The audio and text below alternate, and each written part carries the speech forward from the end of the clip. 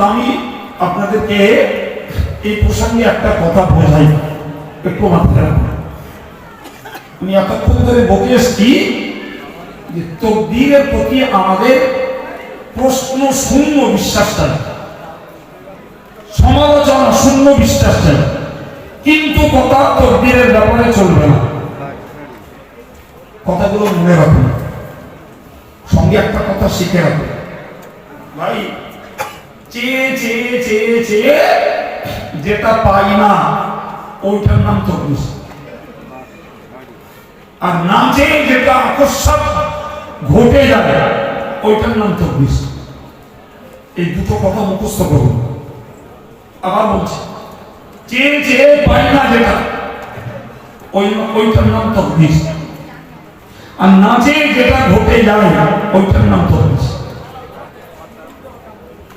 একটা ছেলে, যোগ্য ছেলে, বারবার ভাইবা দিয়েছে, বারবার ইন্টারভিউ দিয়েছে, লেটেস্ট তার এজ পেরিয়ে গেল, ছেলেটার চাকরি হলো না। এরকম ছেলে হাজার হাজার রয়েছে। বারবার ট্রাই করে করে নিরাশ হয়ে ফিরে এসছে। তুমি ট্রাই করেছো ঠিকই আছে, ট্রাইয়ের ব্যাপারে কোনো দোষ নাই, কিন্তু লেটেস্ট যখন হলো না তোমাকে এক স্থির ভাবে দাঁড়িয়ে যাওয়া দরকার। আল্লাহ আমার ভাগ্যে চাকরি রাখেননি, আমি আমার ডিউটি পালন করেছি, বারবার ট্রাই করে দেখিনি, মানে এরপরে আমার আর ওখানে অসন্তুষ্টির কোনো জায়গা নেই। কথা বোঝাতে পারলাম? জি। আবার একটা ছেলে বাড়িতে মাকে বলল, মা তুমি ভাত করো, আমি একটুখানি ফকিরাতপুর থেকে আসছি, তুমি রেডি করো, আমি যাবো। আর বেরিয়ে গেল। ক্ষণিক বাদে মায়ের কাছে খবর এলো, তোমার সেই ছেলেটা অ্যাক্সিডেন্ট করে স্পট ডেথ হয়ে গেছে। এরকম খবর পাওয়া যায় না, যায় না? আপনি বলেন, ওই ছেলেটা কি কোনো গাড়ির তলায় পড়ে মরবার জন্য বাড়ি থেকে বেরিয়েছিল? সে তো মাকে ভাত রেডি করতে বললো।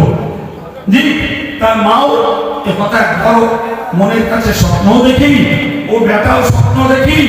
গেল সুস্থ সবল চাঙ্গা, চন্দনে ছটফটে ফুটন্ত দুরন্ত ছেলে, দুদিন বাদে হসপিটাল থেকে পেপার জড়িয়ে বাড়ি আসছে।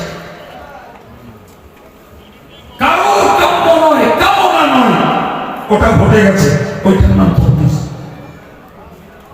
তুমি হাজারবার ও জি, ও জোরে যাচ্ছিল, সাবধানে চলে না ভাই, ও আসতে যায়, ও সাবধানে চলুক, ও মেটাল রোড পাকা রাস্তা ছেড়ে দিয়ে ফুটপাথ দিয়ে চলুক। জি, আল্লাহর মার যদি কারোর জন্য বরাদ্দ হয়, রোধ করার ক্ষমতা কারোর নাই।